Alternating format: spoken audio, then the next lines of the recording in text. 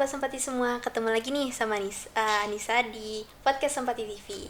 Nah, hari ini kita tuh kedatangan sama seseorang tokoh penting nih di Bukit Tinggi, apalagi di SMA 4. Nisa lagi sama Bapak Datuk Marajo Labiah Pangkatuo Nagari Puhun Mendiangin atau Pak Rinal Fiwan. Benar kan? Ya, Marajo Labiah. Apakah Nisa manggilnya gimana nih? Pak Datuk kah atau Datuk boleh, Nyiak boleh. Oh iya. Oke. Campur-campur juga nggak apa-apa. Bapak ini merupakan pensiunan PT Bank BTN yang bertempat di Jakarta nih. Bapak juga merupakan dosen di Widya Suara. Widya Suara itu gimana tuh, Bapak? Learning centernya Bank BTN. Learning center. Jadi kita mengajarin daripada pegawai-pegawai untuk peningkatan kompetensi. Agar menjadi lebih kompeten gitu. Iya. Wah. Lebih kompeten. Terus kan angku atau Inya nih. Inya kan udah lama nih nggak pulang ke sini kan. Terus Nisa mau nanya nih yang Nya, gimana tuh cerita bisa balik ke sini lagi? Kan udah lama ke sini kan ya? Oh, dikatakan nggak lama juga tidak. Beberapa kali kita pulang. Kebetulan saya sendiri domisilinya kan di Jakarta dan kegiatan juga di Jakarta. Jadi suatu waktu yang dibutuhkan oleh kampung, saya pasti akan pulang. Wah, berarti mendengarkan suara iya. Dari itu. Kebetulan saya sebagai pemangku adat di Kurai ini, istilahnya Bukit Tinggi itu Kurai ya. Pemangku adat di sini, kami sering melakukan pertemuan-pertemuan baik dengan Pemda Bukit Tinggi maupun secara adat sendiri gitu. Membahas keperluan-keperluan atau kendala masalah daripada masyarakat itu sendiri gitulah. Gitu ya. Itu fungsi dari adatnya. Kan berarti angku udah lama nih nggak datang ke sini, ke SMA 4 maksudnya. Terus boleh dong angku Nisa mau nanya kayak apa sih perbedaan? Angku kan udah bisa melihat gimana pendidikan dulu, pendidikan sekarang. Gimana sih bedanya angku? Dengan teknologi yang sekarang gitu kan, yang dulunya kerjanya pulang sekolah main-main, terus sekarang sibuk dengan HP. Gimana tuh? Apakah berpengaruh sama pendidikan sendiri? Itu sangat berpengaruh sekali ya. Kehidupan dari 50 tahun yang lalu dengan 50 tahun sekarang kan berbeda. Dulu serba manual, sekarang sudah digital. Semua online, semuanya bisa dilakukan apa aja kan gitu ya. Juga cara berpikir dan kompetensi yang dimiliki oleh orang lama dengan orang sekarang juga berbeda. Kalau orang lama akan mengejar kompetensi dia untuk bisa mencapai satu cita-citanya. Kalau sekarang itu kan orang lebih menguasai daripada teknologinya, jadi kompetensinya sering ketinggalan gitu loh. Jadi kelihatan yang ada sekarang itu. Ini kan sudah ada juga pemikiran daripada ahli-ahli dulu secara ilmu manajemen 50 tahun yang lalu tuh udah dipikirkan buat tahun abad ke-20 tuh akan berubah masanya. Jadi Ananda sekarang ini udah masuk milenial namanya. Nah, kalau dalam buku itu diceritakan orang milenial itu sifatnya egois sifatnya. Apa karena keseringan sibuk sendiri? Iya. Dia akan cuek dengan segala sesuatunya. Tapi dia mempunyai kecakapan yang luar biasa sebenarnya kan gitu. Ini yang harus dirangkum oleh di sekolah, bagaimana supaya ini kan gitu. Berarti itu seperti tantangan baru buat sekolah. Iya, dari guru-gurunya sekarang ya. Kalau dulu orang nggak pakai HP, sekarang pakai HP kan. Lebih banyak mendengarin HP daripada dengerin gurunya kan gitu, seperti itu. Itu yang harus dikelola oleh di di sekolah-sekolah kan, mungkin bisa aja dibikinkan aturan sama belajar tidak boleh pakai ini kan bisa. Wah, Nah, itu memang harus diterapkan kalau kita ingin maju kan gitu. ingin maju. Kalau kita ingin maju. Kalau itu kan dari segi pendidikan kan, engko. Kalau dari segi sosial gimana nih engko? Dulu kan dari zaman aku gitu. Iya. Tadi udah disampaikan juga sifat dari hasil penelitian yang dilakukan oleh, saya lupa ingat namanya, ada bukunya di saya sih. Ya, itu dikarangnya tahun 1953 udah memikirkan dia seperti sifat daripada anak-anak milenial ini adalah cuek itu. Ya, dia keasikan dengan dirinya sendiri. Nah, mungkin Sampai lupa sama lingkungan sekitar. lingkungannya itu dia lupa. Nah, ini yang harus dikelola oleh orang tua dan guru-guru. Melihat ini, ya kan? Ini sifatnya bisa mencapai, kalau kita arahkan ke positif dia akan lebih baik. Cuman kalau misalnya lepas tangan baik orang tua, keluarga segala macam ini munculnya akan yang aneh-aneh yang akan muncul ya.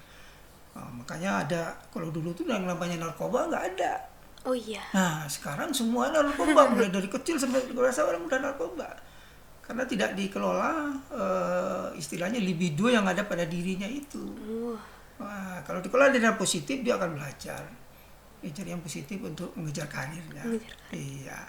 Tapi kalau dia tidak dikelola, hasilnya akan negatif. Narkoba, putus sekolah, nggak masuk sekolah di warung aja. Arah-arahnya udah ke negatif kan, seperti itu. Ini kan pengalaman pribadi Nisa sendiri nih Anggo. Iya. Karena teknologi kan udah makin udah makin bagus, makin canggih. Semuanya tuh pada ibaratnya tuh kami sebagai kaum milenial tuh kadang bisa dibilang ketergantungan sama HP ini, Anggo. Iya betul. Kadang jadi kayak motivasi buat ke sekolah tuh jadinya berkurang, kayak bangun pagi yang biasanya kalau dulu sebelum ada megang HP itu kayak pagi wah sekolah nih, mau ketemu teman, mau itu. Sekarang tuh lebih ke kayak aduh hari ini sekolah ya, aduh mager nih, kayak udah males gitu. Engko gimana sih cara membangun motivasi gitu engko buat belajar? Masing-masing kita tuh sebenarnya sudah ada motivasinya di diri masing-masing, tinggal kita mengelola itu. Motivasi itu adalah suatu dorongan pada diri sendiri untuk mencapai hasil. Jadi tujuan daripada motivasi itu adalah goalnya adalah hasil. Misalnya Anissa nih sekarang nih, kenapa masuk SMA 4? Karena ingin menambah menambah kecakapan Nisa dalam berbicara. Soalnya kan di SMA 4 ada podcastnya, ada YouTube sekolahnya. Ya. Jadi mau mengasah bakat. Yang lebih terarah lagi, kenapa masuk SMA 4? Mau masuk ke cita-citanya apa? Gitu. Cita-citanya. Kalau Nisa sendiri cita-citanya mau jadi psikolog. Sebenarnya Nisa banyak cita-cita sih, engko mau jadi psikolog, mau jadi presenter. Mau jadi presenter makanya di SMA aktif di itu. Sekarang kita masuk ke SMA 4, kita udah punya tujuan. Harusnya mulai dari SMP kita udah punya tujuan. Kita mau masuk kemana nih? Kalau pengalaman saya dengan anak-anak saya kan dia udah tahu kelas 2 SMP ini jurusannya ke SMA sana nih. Udah diikutin dulu sampai SMA-nya. SMA ini paling banyak perguruan tingginya di mana? Sudah terarah. Jadi mulai dari SMP. Kalau sekarang Anissa udah kelas berapa? Anissa baru kelas 1 SMA. Kelas 1 SMA. Alhamdulillah udah punya cita-cita. Jadi masuk SMA itu udah punya cita, itu udah mulai arahan, udah muncul dorongan dari hati untuk mencapai cita-cita, gitu. Jadi cita-cita itu harus diwujudkan gitu loh. Kita harus punya cita-cita. Kalau tidak ada cita-cita, kita tidak akan berhasil. Jalan untuk mencapai cita-cita itu adalah formalnya adalah pendidikan. Ya, di luarnya adalah lingkungan. Nah, jadi harus punya dulu kita cita-cita kita mau jadi apa nih. Menjadi guru kisah berarti saya masuk jurusan ini. Jadi kita tidak menerima ini aja. Kenapa saya masuk SMA? Karena ikut-ikutan karena teman saya banyak, itu nggak bisa. Sebab yang akan merubah diri kita sendiri adalah diri sendiri. Diikutin oleh pendidikan. Pendidikan adalah salah satu penunjang alat utama untuk merubah kehidupan. Mungkin dilihat juga kan orang tua kita. Dulu dia nggak sekolah bisa bekerja. Di macam-macam lah sama sekolah. Kalau dia nggak sekolah dia kan nggak bisa jadi pegawai, jadi apa segala macam. Maka pendidikan itu mutlak harus ada, dan itu harus dikejar oleh siswanya gitu. Dorongannya dia untuk berhasil tuh harus nomor satu. Wah, berarti itu intinya ada pada motivasi diri sendiri. Motivasi itu adalah dorongan diri sendiri. Kalau tidak ada dorongan diri sendiri, tidak ada motivasi. Kalau tidak ada motivasi, kita tidak akan bakal mencapai tujuan. Tujuan itu goal kita terakhir itu adalah cita-cita kita. Misalnya kita mau jadi arsitek kan gitu kan. Berarti kita harus masuk IPA. Ya. Jangan bercita-cita bahasa ikut masuk arsitek kan gitu loh. Itu udah menyalahin gitu loh. Itu harus kita ketahuin. Dari awal kita harus sudah ketahuin. Kalau misalnya motivasinya kurang nih, Engku, gimana tuh cara ada tip-tipnya juga ya untuk mencapai, bisa dilakukan dengan diri sendiri juga bisa, ya kan? Yang paling pertama itu adalah singkirkan dulu sifat malas. Wah, sifat malas. Sifat malas itu. Aduh. Nah, mungkin salah satu pengalaman saya ya, menghilangkan sifat malasnya itu. Kita mau cita-cita jadi apa ini? Kita tulis lah. Wah, kita tulis di papan tulis besar-besar. Saya mau terima di UNAN, saya mau terima di UI, saya mau di UTB, itu boleh. Agar jadi buka kamar, wah isinya ada terpampang. Saya ingin masuk. Saya ingin kuliah di sana, Jadi itu sudah membuka motivasi. Harus ada itu, masuk rumah gitu. Pengalaman-pengalaman yang saya lihat di anak-anak sekolah di Jakarta seperti itu. Wah, jadi motivasinya tuh kuat. Wah, jadi di tasnya itu ada tulisannya, saya mahasiswa UI, saya mahasiswa ITB, udah tertulis gitu. Itu harus ada. Jadi ada tipnya juga. Kemudian memang perlu kesabaran. Sabaran untuk mencapai cita-cita itu sabar, sebab halangannya pasti banyak. Pertama dari lingkungan kita. Dilihat orang malas juga ikut malas kan. Iya, ikut malas. Orang ngerjain PR, aduh yaudah nggak usah ngerjain PR. Kopi aja lah. Gitu. Kemudian harus percaya dengan kemampuan kita sendiri. Ini paling penting sekali, kemampuan ini. Kalau mampu kita hanya sampai di B, jangan dipikirkan A. Maksudnya gini, kita mungkin hanya bisa masuk ke satu fakultas, misalnya fakultas hukum. Iya, fakultas hukum. Iya. Jangan kita masuk ke fakultas ekonomi. Gitu loh. Karena kita bisanya dihukum. Ya. Wah. Gitu jadi loh. Lebih mengenal, berarti kita harus mengenal diri sendiri. Iya, diri sendiri kita harus kenal, kemampuan diri kita harus kita kenal gitu loh. Kalau saya ini misalnya hukum nih, berarti saya sama hukum, saya ekonomi. Jadi jangan dipikirkan yang lain. Kalau buat yang gimana nih, misalnya kan untuk umur-umur Nisa tuh kan umur-umur yang kayak labil-labil gitu, Engku. Gimana tuh cara kita lebih mengenal diri? Kan kita kadang gimana ya, kayaknya saya berbakat deh sama ini, terus dicobain kan, wah kayaknya nggak bisa deh, terus coba ini, coba itu, cuman nggak ketemu apa yang kita, emang apa passion kita itu. Sebenarnya kita kan punya pilihan. Yang paling kita sukai kan bisa kita pilihan. Bisa aja di rumah dibikin motivasi kita, misalnya 1, 2, 3, 4, 5, 6, 7. Wah, banyak. Ya, mana yang mau kita pilih? Itu harus dicoba. Wah, berarti intinya coba dulu. Kalau misalnya ndak cocok, coba lagi yang lain. Yang penting kita yakin. Yang paling cita-cita kita itu dulu. Kalau kita udah punya cita-cita, kemampuan bawahnya pasti bisa ngikutin. Jadi kalau udah bercita-cita, semangat kan, wah mau jadi dokter. Saya mau jadi dokter nih, berarti saya harus masuk ke IPA. Saya harus jago biologi, sama matematik. Ya. Ya. Nah, jangan berpikiran kita masuk IPA tapi kita nggak ngerti matematik. Itu hasilnya akan nol. Di IPA juga kita tapi hasilnya akan nol nanti. Jadi kalau kita udah masuk IPA, ya matematik harus 100, fisika harus 100, biologi harus 100 gitu. Itu harus tertanam. Gimana caranya? Dengan mengelola diri sendiri itu. Nah, kemudian kita melihat lingkungan. Bisa aja dengan formalnya kita belajar di sekolah. Non formalnya kita belajar di rumah. Wah. Bimbingan. Belajar. Ya, kalau di Jakarta tuh semuanya orang berebut bimbingan.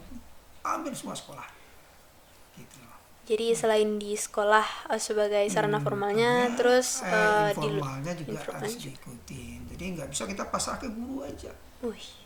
Gak ngerti kita di sekolah, bawakan ke bimbingan tes, bimbingan pelajar, tanyakan di situ, kenapa apa nih soalnya, jawabnya apa. Wah, kalau harus misalnya gitu. Kalau misalnya motivasinya udah ada nih aku, cuman kayak lingkungan tuh ibaratnya tidak merestui. Gimana? Jangan kita berpikir negatif dalam hidup. Prinsip itu. Kalau kita udah memiliki negatif, semuanya nggak bisa kita lakukan, itu udah semangat hidup sudah nggak ada. Jadi yang pertama tuh harus berpikir positif dulu. Berpikir positif dulu. Apa yang kita lakukan ini baik. Bisa semuanya. Gitu. Jadi jangan berpikir negatif. Berpikir positif. Saya harus maju. Gitu loh. Jadi di samping itu juga kita harus fokus. Iya, fokus. Fokus itu paling penting. Kerja keras. Jadi fokus ini sudah masuk ke dalam relnya nanti. Gitu loh, Anissa. Jadi Anissa mau jadi apa tadi? Presenter kan gitu loh ya.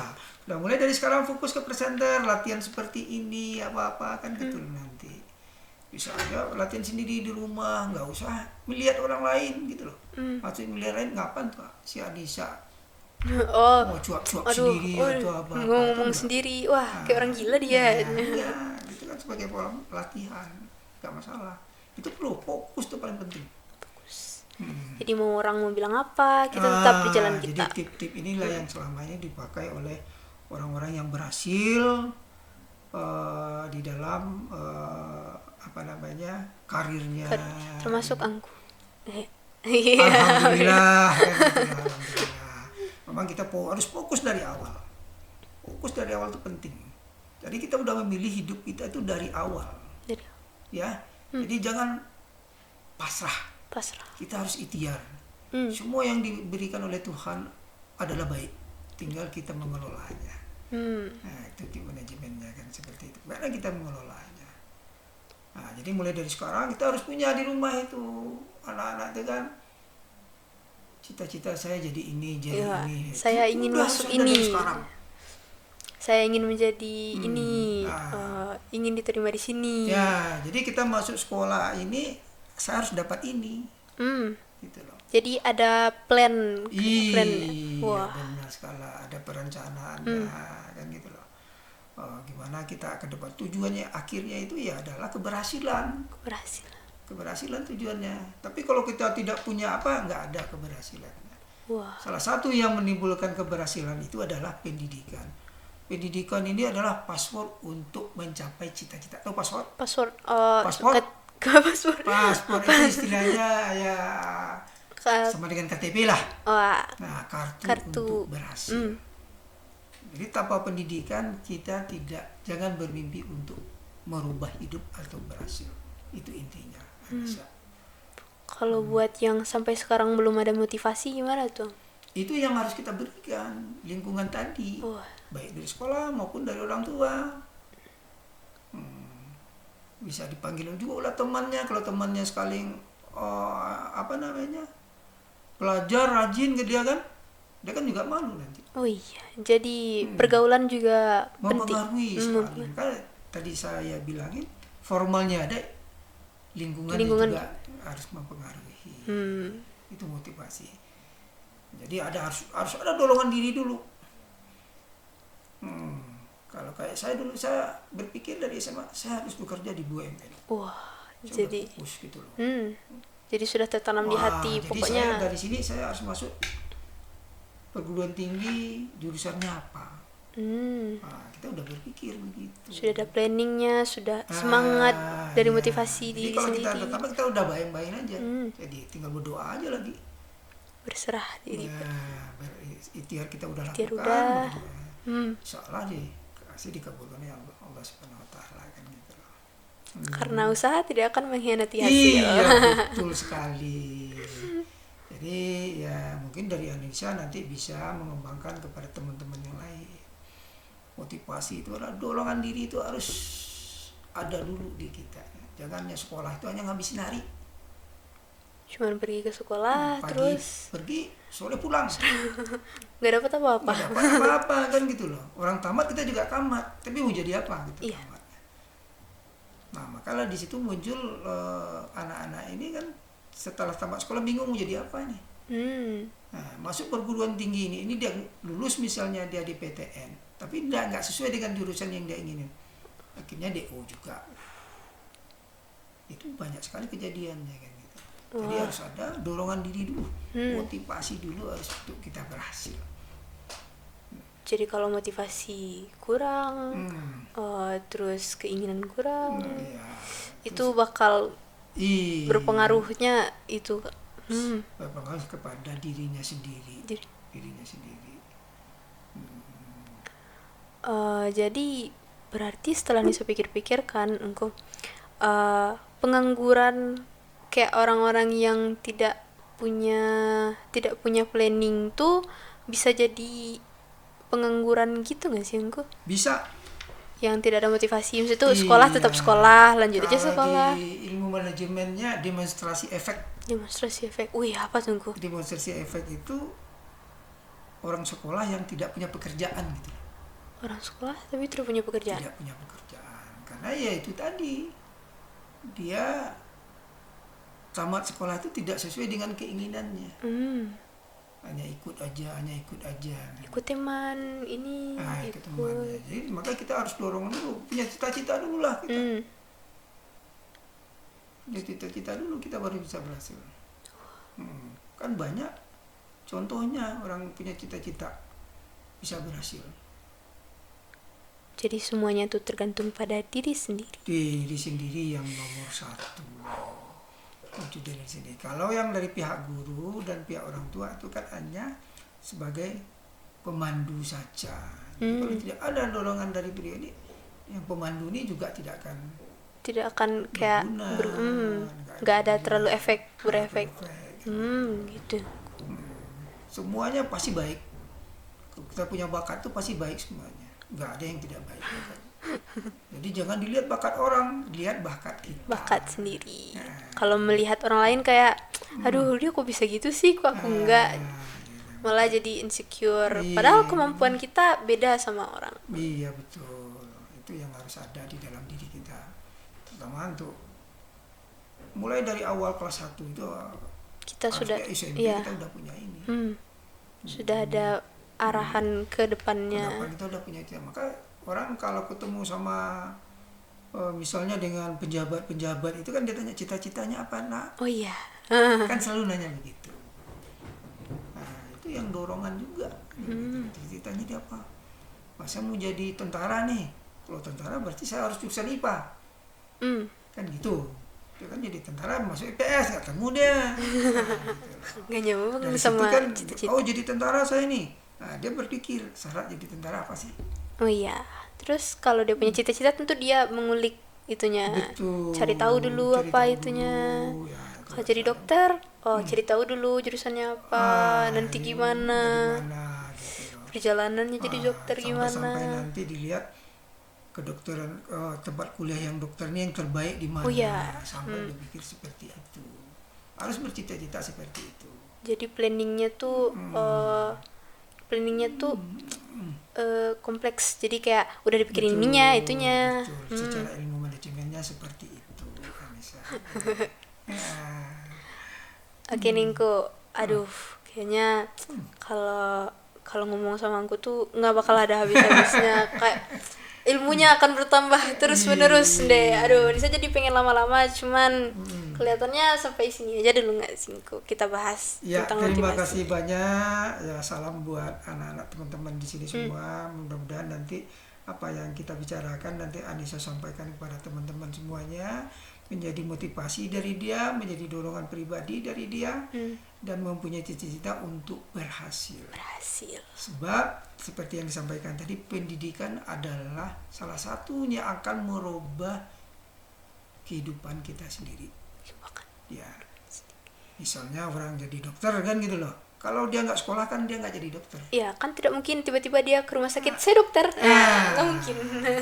Walaupun orang untuk berusaha pun, ataupun orang untuk bekerja pun, tanpa pendidikan tidak ada. Jadi pendidikan itu harus nomor satu dan harus dinikmati. Dinikmati. Jadi jangan berpikir, kenapa saya di SMA 4, kenapa orang di SMA 1, gak usah. Yang kita masuk sini, nikmati di sini. Bangga Jadi bangga sekolah di sini gitu ya. Nanti tolong yang kita bicarakan disampaikan kepada teman-teman, nanti mudah-mudahan menjadi motivator lah pada diri mereka masing-masing. Iya, agar lebih termotivasi. Iya, salam semua termasuk para Pak Guru. Mudah-mudahan kalau ada kesempatan lain nanti saya insya Allah kita bisa berbicara. Amin. Aduh. Makasih Angku udah datang ke sini doh. Kayaknya kita perlu sharing-sharing part 2-nya.